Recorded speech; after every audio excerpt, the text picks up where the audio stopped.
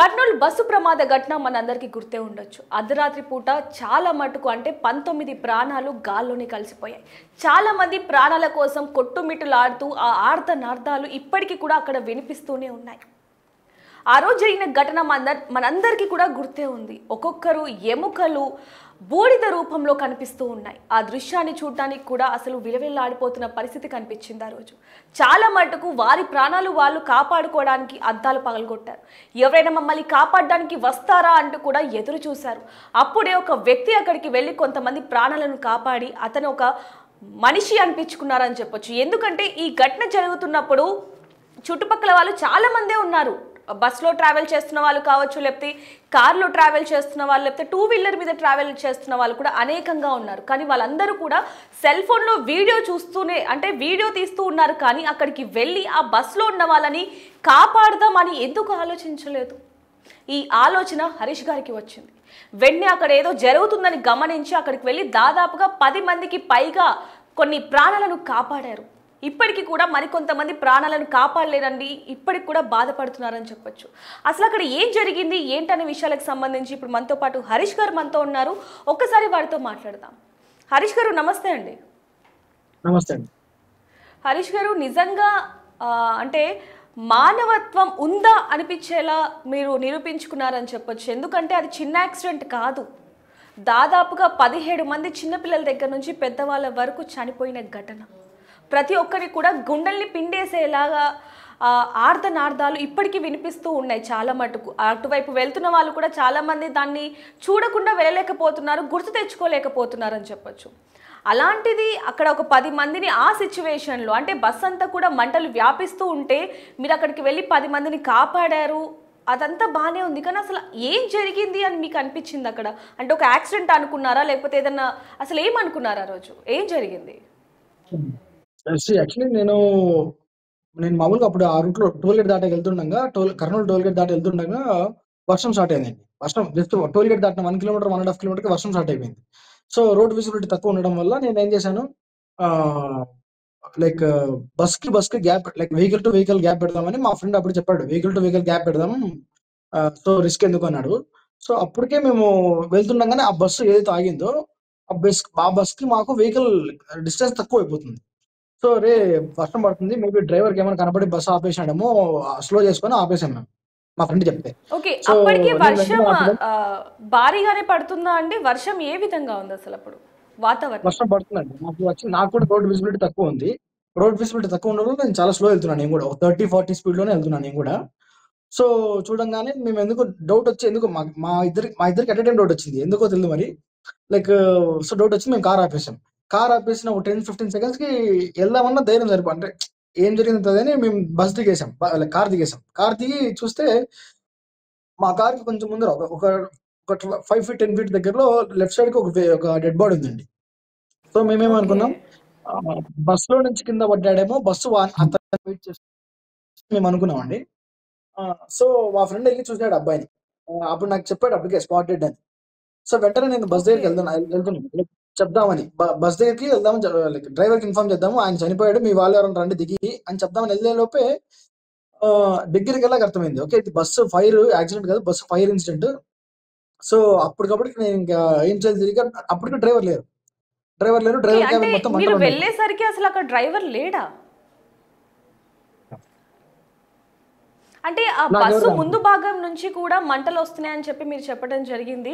So అప్పుడప్పుడే మంటలు start అవుతున్నప్పుడు బస్ డ్రైవర్ లేకపోవడం అనేది అసలు ఎలా చూడొచ్చు అంటారు? ఎందుకంటే అప్పుడే మంటలు స్టార్ట్ అవుతున్నాయి కాబట్టి బస్సులో ఉన్న వాళ్ళందరినీ కూడా అలర్ట్ చేయటం, వాళ్ళని బయటికి పంపించే ప్రయత్నం ఏదైనా చేసి ఉంటే ఈరోజు ఇంత పెద్ద ఘటన జరిగేది కాదు కదా. అవునండి, బట్ అది అదే యాక్చువల్లీ అవి ఆటోమేటిక్ డోర్స్ అవ్వడం వల్ల మేబీ తను తీసినా కూడా, ఇప్పుడు తీసి వెళ్ళిపోయినా కూడా ఆటోమేటిక్ గా కొన్ని డోర్స్ స్లోగా క్లోజ్ అవుతుంటాయి. మరి అది అలా క్లోజ్ అయిన డోరా, లేకపోతే తను టెన్షన్ లో దిగి డోర్ గట్టిగా వేసేసాడా, అదేం తెలియదు. బట్ నాకు తెలిసింది ఏంటంటే, ఆ బస్సులో నాకు తెలుసు, ఆ బస్సులో నేను చాలాసార్లు ట్రావెల్ చేశా, లైక్ ఆ వోల్వో ఆ 9600S మోడల్, అవన్నీ ఆటోమేటిక్ డోర్స్ అండి, బటన్ కొడితేనే ఓపెన్ అవుతుంది, మనం మాన్యువల్ గా ఏం చేయలేం. సో మేబీ అది ఒకసారి లాక్ అయిపోయి మళ్ళీ ఆటోమేటిక్ గా లైక్ వర్క్ అవ్వకపోవడం అదేమైనా జరిగి ఉండొచ్చు. ఎందుకంటే అప్పటికే డ్యాష్ బోర్డ్స్, డ్రైవర్ కూర్చున్న డాష్ బోర్డ్ అంతా మంటల్లో ఉన్నాయి. సో స్విచెస్ అన్ని కాలిపోయి ఉంటాయి. సో మేబీ లైక్ అందుకు లాక్ అవ్వడం ఓపెన్ అవ్వడం జరిగింది. ఓకే. అంటే లోపల మాక్సిమం ఎంతమంది ఉండొచ్చు అనుకున్నారు మీరు? అంటే అప్పటికి లోపల నుంచి అరుపులు వినిపిస్తున్నాయి. అంటే వినిపించకపోయినా మీకు ఆ విజువల్స్ అనేవి అప్పుడు కనిపిస్తున్నాయని చెప్పారు కదా! అప్పుడు సో, నాకు అప్పుడు హ్మ్. అప్పుడు నాకు అరుపులేం వినపడలేదండి. అప్పుడు నాకు అరుపులు అంటే మంట ఫ్రంట్ సైడ్ నాకు ఆ మంట సౌండ్ వస్తుంది. బట్ ఎవరైతే నాకు నాకర్థమైంది లోపల మనుషులున్నారని నాకర్థమైంది. ఎంతమంది ఉన్నారో నాకు అప్పుడు గెస్సింగ్ లేదు. బట్ సో నేను ఇమ్మీడియేట్‌గా అదే దగ్గరలో రాయంటే మీరు ఇప్పుడు చూపిస్తున్న విజువల్స్ పక్కన గెడ్డి ఉందండి డివైడర్‌కి. దాంట్లో ఉన్న ఒక రాయిని తీసుకొని గట్టిగేశాను. సెకండ్ టైమ్ ఏమో బ్రేక్ వచ్చింది. పగలగొడుతూ వస్తుండడం వల్ల అప్పుడు స్మోక్ కూడా వచ్చింది. సో నాకర్థమైంది. ఓహో! లోపల ఓకే. చాలా మందే ఉన్నట్టున్నారు అనుకున్నాను. సో వెంటనే ఇంకొక అద్దం పగలగొడదాము అని చెప్పి ట్రై చేస్తే అప్పటికే నా ఫ్రెండ్స్ రాళ్ళేశారు. ఒక రాయో, 2 రాళ్ళు ఏశారంట. లాస్ట్‌లో వాళ్ళు హ్మ్. హ్మ్. నేను స్పీడ్‌గా వచ్చేసాను. ఫైనల్‌గా వచ్చినోళ్ళు. బట్ ఏంటంటే అప్పటికే స్మోక్ వచ్చేసింది. సరే నాకేమనిపించింది, సరే ఇంకా ఇంకేం లేవు అక్కడ పగలగొట్టడానికి. సో వెంటనే కార్ దగ్గరికెళ్ళి జాకీ తెద్దాం అనుకున్నాను. లైక్ కార్‌ని పంక్చర్ అయితే లిఫ్ట్ చేయడానికి ఉంటుంది కదా! జాకీ అది తెచ్చి పెడదాం లైక్ లైక్ దాంతో గట్టిగా ఐరన్ మెటీరియల్ కాబట్టి కొంచెం స్ట్రెంత్ ఎక్కువ ఉంటుంది. దూరం నుండి కొట్టినా పగులుతది. సో అది ట్రై చేద్దాం అనుకున్నా. బట్ అప్పటికే నా కార్‌ని 2, 3 వెహికల్స్ చుట్టుముట్టేసాయి. అంటే వాళ్ళకి కూడా తెలీదు కదా! అక్కడ ఏం జరిగిందని. సో ఆ స్పీడ్‌తో రావడం వల్ల నా కార్‌ని ఓవర్‌టేక్ చేసి కొన్ని వెహికల్స్ వచ్చేసాయి. సో నేను దగ్గరికెళ్ళేసరికి నా కార్ నాకు కనపడట్లేదు. ముందర ఏవేవో వెహికల్స్ ఉన్నాయి. సో నాకు ఆ టైమ్‌లో సిట్యుయేషన్ నాకే మైండ్ ఒక సెకండ్ ఆగిపోయింది. నా వెహికల్ కనపడకపోయేసరికి. ఓకే. ఈలోపే లైక్ బస్సు బ్లాస్ట్ అవ్వడం లైక్ లోపల నుంచి మంటలొచ్చేయడం అంతా జరిగిపోతుందండి. అంటే ఇప్పుడు మీరు చెప్పారు మీ కార్ దగ్గరికి వెళ్ళటానికి కూడా మీకు ఛాన్స్ లేదు. ఎందుకంటే కార్‌ని కూడా కొన్ని వెహికల్స్ మొత్తం కవర్ చేశాయని చెప్పి. సో, ఆ కార్‌లో నుంచి ఎవరు రాలేదా హెల్ప్ చేయడానికసలు? నా కార్‌లో నాతో పాటు నా ఫ్రెండ్స్ వచ్చారండి. నేనెళ్ళిన 30 మీ సెకండ్స్‌కే ఫ్రెండ్స్ వాళ్ళొచ్చేసారు. ఓకే. వాళ్ళు నా అంటే పక్కన మీ కార్‌లో ఉన్న వ్యక్తులు ఓకే. ఎవరైతే మీ పక్కన వెహికల్స్ ఎవరైతే ఉన్నారో చాలా మంది కూడా అక్కడ ఉన్నారు. చాలా మంది ఫోన్‌లో వీడియోస్ తీస్తున్నారు కానీ, ఎవరు మీ దగ్గరికి వచ్చి మీకు హెల్ప్ చేయడానికి అసలు ఎవరు రాలేదా? ఎవరు రాలేదండి. కనీసం నాకు ఎవరు రాకపోయినా పర్లేదు గానీ, కనీసం 108కో, 108కో లైక్ 100కో ఏదో ఒక నంబర్‌కి ఫోను చేసుంటే బాగుంటుండేమో అని నా ఫీలింగ్ అండి. కనీసం నేను అడిగాను. సార్ ఎవరైనా ఇన్ఫార్మ్ చేసారా? ఇలా మీకి ఇక జరిగింది ఇన్సిడెంట్ అంటే ఎవరు లేదంట అసలు. ఫస్ట్ నేనే చేయడం. అంటే 2:40, 2:45 మధ్యలో ఇన్సిడెంట్ జరిగితే నేను 3:01కి చేశా. 3:01కో, 3:02కో, 3:04 సమ్‌వేర్ ఆ అరౌండ్‌లో చేశాను నేను కాల్. అప్పటివరకు ఇన్ఫర్మేషన్ ఎవరు ఇవ్వలేదంట. అంతమంది ఉన్నా కూడా ఇవ్వలేదు. మళ్ళీ నేను కార్ డ్రైవ్ చేస్తూ మా ఇంటికెళ్తూ అప్పుడు ఆలోచించా. కనీసం ఒక్కరన్నా రెస్పాన్స్ ఇచ్చుంటే కనీసం ఆహ్, ఈ ఈ ఇప్పుడు కాలిపోయిన వాళ్ళు కాకోకుండా దుంకిన వాళ్ళకన్నా ఫస్ట్ ఎయిడ్ తొందరగా అందేదేమో కదా! బై బై గాడ్స్ గ్రేస్ ఎవరికీ అవును. పెద్ద ఇంజ్యూరీస్ కాలేదు. సో, అందరూ సేఫ్‌గానే ఉన్నారు. బట్ అంబులెన్స్ అది ఈ సిట్యుయేషన్ కాకపోయినా ఇంకో సిట్యుయేషన్‌కైనా అంబులెన్స్ వెంటనే కాల్ చేయాలి కదా! కనీసం 100కో ఎవరికో ఒకరికి. నేను ఒక ఆయన్ని అడిగా. చేయొచ్చు కదండీ మీరు ఇట్లా అంటే, ఎందుకులెండి రాను లేనిపోని కేసులు మళ్ళా ఏమైనా జరిగితే మమ్మల్ని పిలుస్తారు స్టేషన్‌కి" అని చెప్పి అన్నారంట. మరది అంటే ధైర్యం అనుకోవాలో లేకపోతే యెస్. అక్కడొక బస్సు కాలిపోతుంది. ఆ బస్‌లో దాదాపుగా బస్ అంటేనే మనకు తెలుసు 20 నుంచి ఒక 30 మెంబర్స్ దాకా ఉంటారు. చిన్న పిల్లలు కూడా ఉంటారనేది మనందరికీ తెలుసు. ఎందుకంటే అది ట్రావెల్ బస్ కాబట్టి. అలాంటిది అంత నిర్లక్ష్యంగా సమాధానం చెప్తున్నారు అంటే అసలు వాళ్ళని ఏమనుకోవాలి? ఒకవైపు నుంచి వర్షం పడుతుంది. మరోవైపు అక్కడ ఒక డెడ్ బాడీ ఉంది. దాన్ని కూడా చాలామంది గుర్తించే ఉండొచ్చు. అలాంటిది ఆ సిచ్యువేషన్‌లో అసలు ఎవరు కూడా కొంతమంది ప్రాణాలు అంటే అక్కడ ఉన్న వాళ్ళల్లో ఇప్పుడు మీరు ఒక 10 మంది ప్రాణాలు కాపాడారు. అలాగే అక్కడ ఎవరైతే ఉన్నారో వాళ్ళందరూ తలుచుకుంటే ఈరోజు ఎవరైతే 19 ప్రాణాలు లేవు అనుకున్నామో వాళ్ళందరూ కూడా బ్రతికుండేవాళ్ళుగా. ఆహ్, ఖచ్చితంగా అండి. ఖచ్చితంగా ధైర్యం చేసి వచ్చుంటే బతికుండేవాళ్ళు. బట్ యాక్చువల్లీ నేను చదివింది మెకానికల్ ఇంజినీరింగే. సో, నాకు తెలుసనమాట. బస్సు పేలడానికి ఇంకా ఎంత టైం ఉండొచ్చు అని. ఎందుకంటే ఫ్రంట్ సైడ్ వస్తున్నాయంటే ట్యాంక్ బ్యాక్ సైడ్ ఉంటుంది. మిడిల్ గాని, బ్యాక్ సైడ్‌లో గాని ట్యాంక్ ఉంటుంది. Fuel tank. సో, దానికి ఇంకా మంటలు రావడానికి ఇంకా టైం ఉంది కాబట్టి నాకు తెలుసు కాబట్టి నేను కొంచెం ధైర్యం చేసి ముందుకెళ్ళాను. నేను ఎళ్ళడం వితిన్ సెకండ్స్‌లోనే నా ఫ్రెండ్స్ కూడా వచ్చేసారనమాట. But maybe okay. ఆ నాలెడ్జ్ గాని, బస్ గురించి గాని అక్కడ ఉన్న వాళ్ళకి తెలియక లేకపోతే మంట చూసి భయపడో ఎందుకో మరి ముందుకు రాలేదు. ఓకే. అంటే నాకు కూడా ఆ క్షణంలో ఏం భయం అనిపియలేదు. ఓకే. వర్షం పడుతుంది. అందులోనూ అది హైవే. సో, ఎంత డిస్టెన్స్‌లో వెళ్ళాలి? ఎంత స్పీడ్‌గా వెళ్ళాలి? అనేది మీకు అర్థమైంది. సో, మీరు 30-40 స్పీడ్‌లోనే వెళ్తున్నారు. అంతకంటే ముందు ఎవరైతే ఇప్పుడు ఈ బైక్‌కి అంటే ఈ యాక్సిడెంట్ మొత్తం జరగడానికి కారణమయ్యారో, ఎవరైతే శివశంకర్ అనే వ్యక్తి ఉన్నాడో లైట్ లేకుండా వర్షంలో దాదాపుగా 70 స్పీడ్‌లో వెళ్తున్నాడు అంటే, ఇంకా యాక్సిడెంట్ అసలు ఏ దారుణంగా జరిగిందనేది మనకు తెలుసు. స్పాట్‌లోనే చనిపోయాడు అనేది కూడా మనం విన్నాం. ప్రతి ఒక్క వార్తల్లో కూడా. అవును. సో అది విన్న తర్వాత మీకు ఏమనిపించింది? అంటే ఆ బస్సు కింద ఒక ఏదైతే బైక్ ఉందో ఆ బైక్ కారణంగానే ఇంత పెద్ద యాక్సిడెంట్ అయిందని అనుకున్నారా? అప్పుడు ఏమైనా చూసారా చుట్టుపక్కల అసలు ఎందుకు ఈ ఫైర్ కన్ఫర్మ్. యాక్సిడెంట్ ఎందుకంటే జరిగింది ఏంటనేది? కన్ఫర్మ్ అండి. ఎందుకంటే నేను ఎస్ఐ, సిఐ సార్ ఎవరో వచ్చారు. వాళ్ళకి నేను బైక్ లైన్స్ క్లియర్‌గా చూపిచ్చా. సార్ డ్రాగ్ చేసుకుంటూ వెళ్ళింది సార్ బస్‌ని అని నేను చూపిచ్చాను తర్వాత అంతా ఫైర్ ఇంజిన్ అంతా వచ్చాక. సార్ గారికి ఎక్స్‌ప్లెయిన్ చేశాను. చూపిచ్చానక్కడ.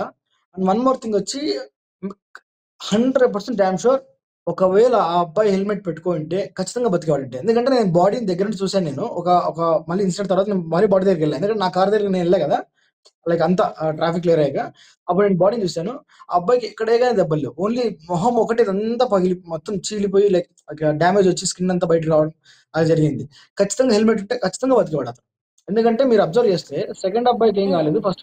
ఫస్ట్ అబ్బాయికి ఒకటి ఏమైందంటే ఫర్ ష్యూర్ హెల్మెట్ లేకపోవడం వల్లే. కనీసం హెల్మెట్ ఉన్నా ఆ అబ్బాయి బతికేవాడు. ఖచ్చితంగా బతికేవాడు. బతికి బండిని పక్కకు తీసేవాడు. అందులో వాళ్ళు డ్రింక్ చేసి ఉన్నారనేది కూడా పోలీసులు చెప్పడం జరిగింది. అండ్ అలాగే తన అంటే ఎవరైతే బండి మీద రెండో వ్యక్తి ఉన్నారో ఎర్రస్వామి అనే వ్యక్తి అతను కూడా చెప్పడం జరిగింది. మనం ఆ పెట్రోల్ బంక్ దగ్గర వీడియో కూడా చూసుకుంటే సీసీటీవీ ఫుటేజ్ దాంట్లో కూడా వాళ్ళ ప్రవర్తన ఎలా ఉంది అనేది వాళ్ళ కారణంగానే ఈరోజు 19 కుటుంబాలు అనాథలయ్యాయి అంటే అది చిన్న విషయం కాదు అసలు. అవునండి. నాకిప్పటికి తలుచుకుంటే కొంచెం బాధగానే ఉంది. సో, అక్కడ సిట్యుయేషన్ అంతా మీరు చూసారు. అదంతా చూసిన తర్వాత వితిన్ సెకండ్స్‌లోనే బ్లాస్ట్ అవ్వటం అనేది. అంటే మంటలు మొత్తం బ్యాక్ సైడ్‌కి వ్యాపిస్తున్న క్రమంలో లోపల నుంచి ఒక ఫ్యామిలీ మిమ్మల్ని కాపాడండి అని చెప్పారు. చిన్న పిల్లలు ఉన్నారని చెప్పి సైగలు చేశారు. అసలు అక్కడ ఏం జరిగిందండి ఆ టైంలో? అదే అండి. లైక్ నేను మంటలు రావడం గెస్ చేశాను. లైక్ నేను నా ఫ్రెండ్స్ వాళ్ళ ఫ్రెండ్స్ ఒక 30 సెకండ్స్ డిలే. మాకు వాళ్ళకి 35 నాకు నా ఫ్రెండ్స్‌కి 25, 30 సెకండ్స్ డిలే ఉంది. సో, నేను వెంటనే రాయి తీసుకొని పగలగొట్టడం చూసి వాళ్ళు కూడా వెతికి వేశారండి. 2, 3 రాళ్ళేశారు. క్రాక్స్ వచ్చాయని అన్నారు. పగిలిందంటే మేము ఆ సిట్యుయేషన్‌లో మాకు కూడా గుర్తులేదు. బట్ మా ఫ్రెండ్స్ చెప్తున్నారు క్రాక్స్ అయితే వచ్చాయి. 100% క్రాక్స్ అయితే వచ్చారా? బట్ అది పగిలిందో లేదో నాకు అర్థం కాదు. బట్ ఆ గ్లాస్ అయితే బ్రేక్ చేసుకొని అటుపక్కలు కూడా వచ్చేసారండి. సో, రాగానే మా వాళ్ళేం జేశారు, ఒక లేడీను, ఒక బాబు వీళ్ళు ఒక అమ్మ పాప చిన్న పాప వాళ్ళు దిగేశారు. వాళ్ళు దిగంగానే మా వాళ్ళు వాళ్ళని తీసుకొని ఇటు పక్కెళ్ళండి. అపోజిట్ రోడ్‌కెళ్లారు. కొంచెం బస్ దూరంగా. సో, అప్పటికే మంటలు స్టార్ట్ అయిపోయాయి. చెప్పారు. నాకొక లేడీ చెప్పింది, "లోపల ఇంకా చిన్న పిల్లలు ఉన్నారండి. వాళ్ళని తీసుకొస్తారని" చెప్పారు. బట్ ఎటువైపు అండి లైక్ నాకు ఎటువైపు ఏం దొరకలేదు. కనీసం ఇంకొక అద్దం బ్రేక్ చేద్దామన్నా కూడా నాకేం దొరకలేదు. నేనప్పుడు చాలా ట్రై చేశాను. కానీ చేత్తో పగలగొట్టడానికి వీలవ్వదు. హార్డ్ ఉంటుంది so, glass. So, bus second కూడా వన్ వచ్చి హైట్ మొత్తం ఉండటం హైట్‌లో వల్ల ఉంది. కొంచెం హైట్ ఉందండి. యెస్. బస్సు కూడా చాలా హైట్ హైట్ ఉందండి. ఉండడం మీరు వల్ల చూసినంత కాదు. నాకంటే హ్మ్. నా హైట్ కంటే ఎక్కువుంది అది హైట్ బస్సు. సో, అది కూడా ఒక మైనస్ పాయింట్ నాకు. మేబీ లైక్ నా చేతిలో ఇంకొకటి ఏదైనా ఉన్నా కొంచెం పగలగొట్టేవాడిని. బట్ ఏం లేకపోవడం వల్ల నేను 2, 3 అద్దాలే డ్యామేజ్ చేసేది చూసానండి. సో ఇదంతా జరిగాక పోలీసులు ఎర్రస్వామిని కూడా పట్టుకోవడం జరిగింది. ఇప్పుడు అతను మీడియా ముందు కూడా మాట్లాడుతున్నాడు. మీరు కూడా వినే ఉండొచ్చు. అంటే ఎంత అవును. నిర్లక్ష్యంగా మాట్లాడుతున్నాడంటే అతని మాటలు, నేను అక్కడే ఉన్నాను. ఆల్రెడీ ఒక బస్సు ఏదైతే బ్లూ కలర్ బస్సు వచ్చిందో, అంటే ఇప్పుడు ఏదైతే బస్సు ఘటన చోటు చేసుకుందో అంతకంటే ముందు ఒక బస్సు ఆల్రెడీ ఆ బైక్ మీద నుంచి వెళ్ళింది. ఆ ఫ్యూ సెకండ్స్ తర్వాతనే ఈ బస్ వచ్చింది అని చెప్పి అంతా చెప్తున్నాడు. అక్కడ చూసినట్టు మొత్తం చూస్తూనే ఉన్నాడే తప్ప ఆ బండిని పక్కకి తీసుకొద్దాం, ఎందుకంటే ఆల్రెడీ ఒక బస్సు వెళ్తుంది కాబట్టి ఇంకో బస్సు వస్తుంది, అందులో ప్రయాణికులు ఉంటారు, ఏదైనా యాక్సిడెంట్ అవ్వచ్చేమో, మేబీ నా ఫ్రెండ్ కూడా చనిపోయాడు కాబట్టి ఇంకోటి జరగకూడదు అన్న ఆలోచన అసలు రాలేదనిపిస్తుంది. అవునండి. యాక్చువల్లీ కనీసం తను బస్సు లాక్కెళ్ళలేక బైక్‌ని పక్కకి డ్రాగ్ చేయలేకపోయినా, కనీసం చెయ్యో ఏదైనా ఫోన్ టార్చ్ ఏదో ఒకటి చేసి వెహికల్స్‌ని ఆపే ఆపే ప్రయత్నం చేసినా, డైవర్ట్ చేసినా అటువైపు లేన్‌కెళ్ళమని సిగ్నల్ ఇచ్చినా కూడా మేబీ జరిగేదేమో. మరి అది అంటే ఆ స్పీడ్‌లో గూడా బస్సు చాలా స్పీడ్స్ ఉంటాయండి. మా హైవే నేను ఆ ఎస్. హైవేలో వెళ్తున్నా. సో, 120 స్పీడ్ తగ్గవు బస్సులు. సో, మేబీ ఆ స్పీడ్‌కి తనకేమైనా భయమైతుందని పక్కకెళ్ళిపోయాడేమో, మళ్ళీ ఎందుకు వదిలేసి ఎళ్ళిపోయాడో మరి తన లైక్ మైండ్‌కే తెలియాలండి. అంటే ఎర్రస్వామి మాటల్లో మనం కూడా వినొచ్చు హరీష్ గారు. అంటే ఫస్ట్ బస్ వెళ్ళింది, ఆల్రెడీ బైక్ మీద నుంచి వెళ్ళింది. రెండో బస్ రావడానికి కొన్ని సెకండ్స్ పట్టింది. నేను అక్కడే ఉన్నాను, చూస్తూ ఉన్నాను, కానీ లాగలేకపోయాను అని చెప్పాడు. కానీ ఒకవేళ అతనికి గాయాలు ఎక్కువయ్యాయా అంటే అతను చిన్న చిన్న గాయాలే అంటూ కూడా కొన్ని ఇంటర్వ్యూస్‌లో కూడా చెప్తున్నాడు. అంటే ఇంత పెద్ద ప్రమాదం జరగటానికి డ్రైవర్ నిర్లక్ష్యం ఎంతుందో, ఎర్రస్వామి నిర్లక్ష్యం కూడా అంతే ఉంది అనేది మనకి ఇప్పుడు స్పష్టంగా కనిపిస్తుంది. అవునండి. అవును. కానీ డ్రైవర్ నిర్లక్ష్యం అంటే నేను ఒక పాయింట్ యాడ్ చేయగలను ఇక్కడ. విజిబిలిటీ చాలా తక్కువుందండి. అంటే నా కార్ లైట్స్ కొంచెం చిన్నవి కాబట్టి విజిబిలిటీ తక్కువుంది. మేబీ ఆ బస్ స్పీడ్‌కి, ఆ లైట్స్‌కి తను ఎక్స్‌పెక్ట్ చేసిన విజిబిలిటీ కంటే కొంచెం తక్కువే ఉంది. డ్రైవర్ ఎక్స్‌పెక్ట్ చేసిన విజిబిలిటీ కంటే ఆ సిట్యుయేషన్‌లో ఆ రోడ్‌లో చాలా తక్కువుంది. So, maybe either driver bus slow అయినా చేసుండాలి. లేదంటే ఈ అబ్బాయిని పక్కకు తీసుండాలి. ఈ రెండిట్లో ఏది జరిగినా ఇంత సిట్యుయేషన్ జరగకపోవుండొచ్చు. ఒకవేళ హరీష్ గారు మీరక్కడ దగ్గరుండి అదంతా చూసారు కాబట్టి, ఒకవేళ అక్కడ బండి ఉంది. సో, అది ముందే డ్రైవర్ గమనించి ఉండుంటే, ఒకవేళ స్పీడ్ బ్రేక్ యేసున్నా, లేకపోతే స్పీడ్ తగ్గించినా ఇంకా ప్రమాదం జరిగేదా? అంటే మేబీ బస్సు బోల్తా కొట్టిండొచ్చేమో అండి. ఎందుకంటే లైక్ ఆ స్పీడు వర్షం పడుతుంది. విజిబిలిటీ లేదు. ఒకవేళ సడెన్ బ్రేక్ ఏసినా బస్సు పక్కకొచ్చి స్కిడ్ అయ్యే ఛాన్సెస్ కూడా ఉన్నాయండి. అది కూడా పాయింటే. నేను చదివిన లైక్ అదే సబ్జెక్ట్ నేను చదివాను కాబట్టి రోడ్ మెకానికల్ ఓకే. డిపార్ట్‌మెంటే. సో, నాకు ఐడియా ఉంది. ఆ స్పీడ్‌లో 120 స్పీడ్‌లో బ్రేక్ కొడితే ఖచ్చితంగా బస్సు లైక్ బోల్తా కొట్టేదో సైడ్‌కొచ్చి పడిపోవడం ఏదో ఒకటి జరిగే ఛాన్సెస్ 100% ఉన్నాయి. If okay. If so, bus ఆ మీరక్కడికి స్పీడ్‌లో వచ్చింటే, హ్మ్. బస్ ఆ స్పీడ్‌లో 120 స్పీడ్‌లో వచ్చింటే సడెన్ బ్రేక్ ఏసినా అది రిస్కే ఉంటది. మేబీ ఆహ్, ఫైర్‌లో అంటుకుపోకోకుండా మేబీ కొంచెం కొంచెం డ్యామేజెస్‌తో బయటకొచ్చేవాళ్ళేమో. ఇంత ఇంత మృతుల సంఖ్య పెరుక్కోకుండా ఇంకొంచెం తక్కువుండేదేమో. ఇక్కడ కొంచెం డ్రైవర్ నిర్లక్ష్యం కూడా మనకు కనిపిస్తుందని చెప్పొచ్చు. అండ్ మీరక్కడ ఉన్నప్పుడు బ్లాస్ట్ అసలు ఏ సమయానికి అయింది? అండ్ అలాగే మనం కొన్ని విజువల్స్‌లో కూడా చూసాం. ఫోన్స్ ఉన్నాయి కొన్ని. ఏదైతే ప్యాసింజర్‌కి సంబంధించిన లగేజ్ ఉందో దాంట్లో ఫోన్‌లు కూడా ఉన్నాయి కాబట్టి, మీకు ఆ ఫోన్‌లు బ్లాస్ట్ అయిన సౌండ్ కానీ, లేకపోతే ఏమైనా వినిపించాయా అక్కడున్నప్పుడు? అప్పుడు అప్పుడేం లేదండి. నేను యాక్చువల్లీ మేము టోల్ గేట్ దగ్గర ఆల్రెడీ 225కి ఒక ఫోటో దిగామండి. నేను నా ఫ్రెండ్స్ కలిసి ఫోటోస్ దిగాం. ఎప్పుడు ఎగ్జాక్ట్ టైమ్ ఈస్ 225. 225కి మేము టోల్ గేట్ దగ్గర ఫోటో దిగాము ఒకటి. సో, 225 నెక్స్ట్ ఇన్సిడెంట్ వచ్చి 253కి తీశానండి. 253కి ఒకటి తీశాను నేను. 253కి. సో, ఈ గ్యాప్‌లో నేను 10 మినిట్స్‌కి రీచ్ అయిపోయా అక్కడికి. అంటే అరౌండ్ నా కాలిక్యులేషన్ ప్రకారం 235-240 మధ్యలో ఈ ఇన్సిడెంట్ జరిగిండాలి.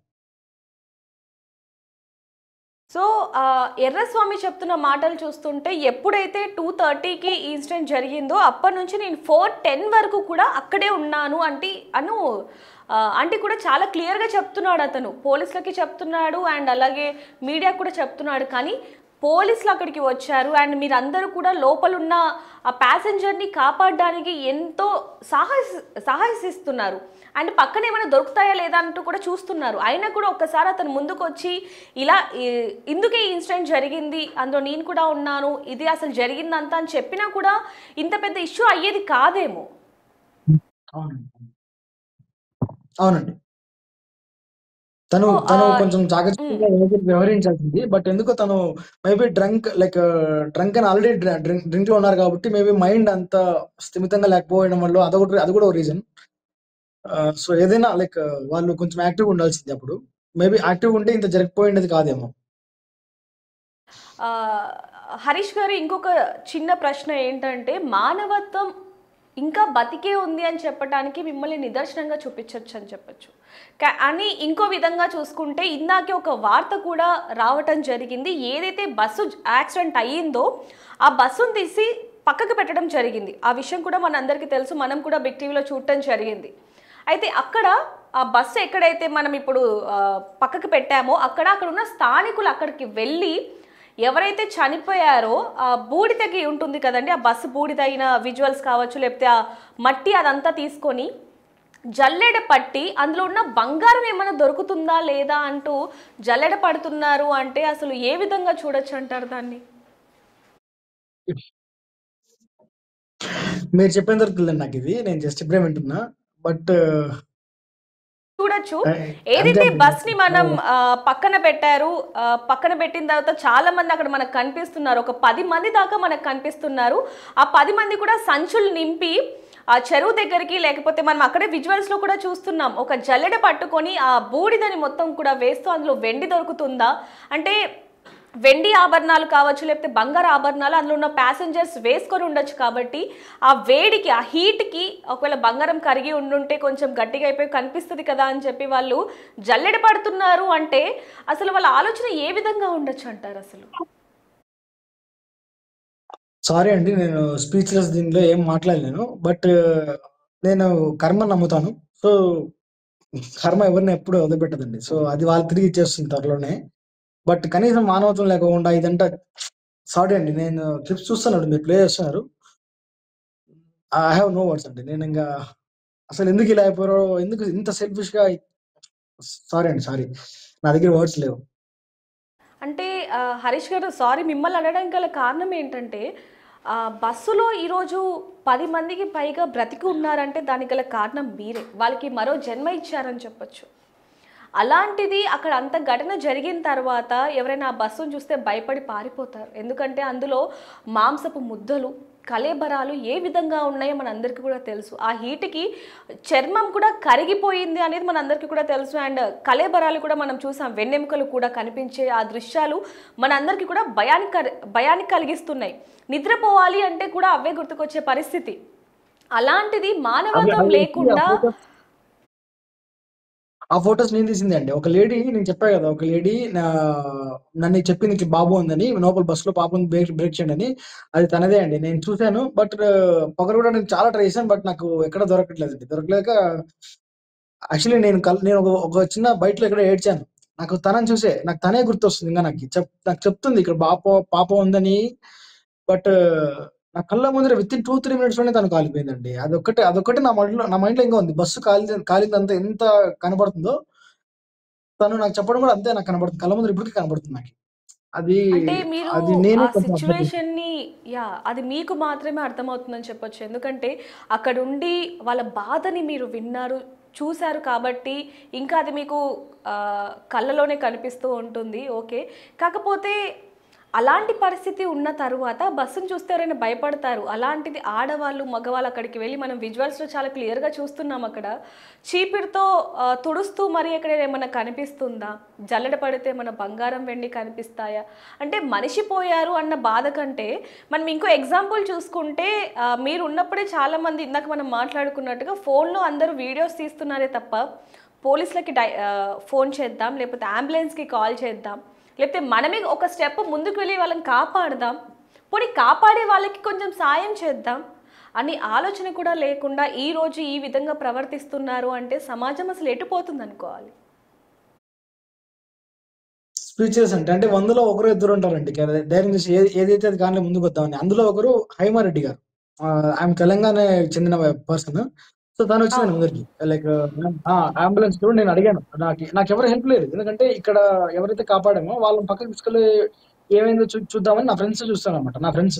మీరు ఉమ్, ఒకటి చూస్తే ఈ అబ్బాయి బయటపడ్డాడండి. ఈ అబ్బాయి నేనెవరు మీకింతవరకు ఏ మీడియాలో నేను చూపియలేదు ఈ అబ్బాయిని. ఎందుకంటే ఈ అబ్బాయి ఓకే. ఆల్రెడీ బతికాడు. సో, ఈ ఓకే. అబ్బాయిని. ఈ అబ్బాయి అడిగాడు. నేను బతుకుతానో లేదో తెలీదు. ఇంటర్నల్ గా ఏమైనా డ్యామేజ్ అంటే ఒకవేళ లైక్ నేను ఇంట్లో సేఫ్‌కి వెళ్తే నేను ఇంటికెళ్ళి ఫోన్ చేస్తానండి ఈ నంబర్‌కి. సో, నాకు ఫోటో పెట్టండి అని చెప్పారు. ఒకవేళ నాకేమైనా అయితే మా ఇంటికి ఫోటో చూపించండి. నేను ఆల్రెడీ బస్‌లో చనిపోలేదు. బస్సు బయటకొచ్చాక లైక్ ఒకవేళ అది జరిగింటే ఏమన్నా. సో, తను నా ఫ్రెండ్ ఫోన్‌లో, మణిదీప్ అనే అబ్బాయి ఫోన్‌లో ఫోటో తీపిచ్చుకొని మరీ ఎళ్ళాడు. లైక్ హాస్పిటల్‌కి అంబులెన్స్ ఎక్కించాను నేను. అసలు నిజంగా మీరు ఏదైతే చూడకూడదు అనుకున్నారో అదంతా కూడా అక్కడ చూసి ఉండొచ్చు. అసలు లైఫ్‌లో ఎప్పుడూ చూడని పరిస్థితి, ఆ విజువల్స్ కావచ్చు, ఆ సౌండ్స్ కావచ్చు, అసలు ఒక మనిషి జీర్ణించుకోలేరు అవన్నీ చూసాక. కానీ ఇవన్నీ చూసాక మీకసలు ఏమనిపిచ్చింది? ఆ సిట్యుయేషన్ నుంచి బయటికి రావడానికి అసలు మీకు ఎన్ని డేస్ పట్టింది?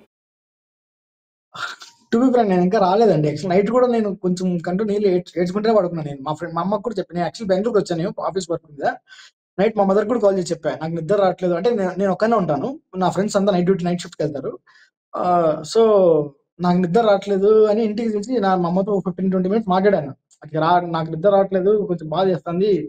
అంటే కళ్ళు మూస్తే వాళ్ళే గుర్తొస్తున్నారు. ఆమె లేడీనే గుర్తొస్తుంది నాకి. స్పీచ్‌లెస్ అండి. ఇప్పుడు కూడా నేను చెప్తున్నా. రాత్రయితే నాకు భయమేస్తుంది. నాకు వాళ్ళే గుర్తొస్తారు. ఇప్పుడు పగులంటే నాకు గడిచిపోతుంది. ఆఫీస్‌కెళ్తాను, అక్కడికెళ్తాను, ట్రాఫిక్‌లో సరిపోతుంది. బట్ ఇంటికొచ్చేసరికి నాకు అవే గుర్తొస్తున్నాయి. కొంచెం ఖాళీగుంటే. టీవీ పెడితే న్యూస్‌లు అవే వస్తున్నాయి. ఫోన్ ఓపెన్ చేద్దామని అవే వస్తున్నాయి. నాకైతే మైండ్ అంతా అక్కడే ఉండిపోయింది నాకు. నేను ఇంకా 4 డేస్, 5 డేస్ అవుతున్నా నేను ఇంకా అక్కడే స్టక్ అయిపోయా. మేబీ నాకు కూడా కొంచెం టైం కావాలి బయటికి రావడానికి. యెస్.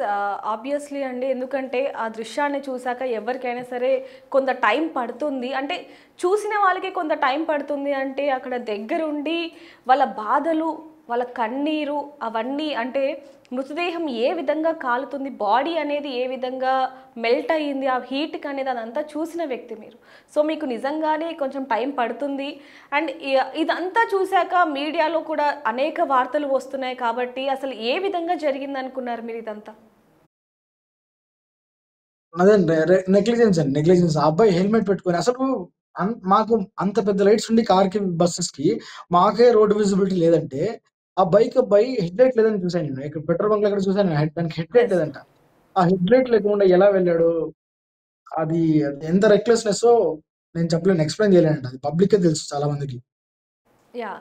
ఎర్రస్వామి కూడా శివశంకర్‌కి చెప్పడం జరిగిందంట. అంటే బైక్‌కి లైట్ లేదు, వద్దు ఈ టైంలో వర్షం పడుతుందన్నా కూడా వినకుండా శివశంకర్ నాకిది అలవాటే అంటూ కూడా ఆ నిర్లక్ష్యపు సమాధానం ఈరోజు చిన్న నిర్లక్ష్యం ఈరోజు 19 ప్రాణాలను పోగొట్టుకుందని చెప్పొచ్చు.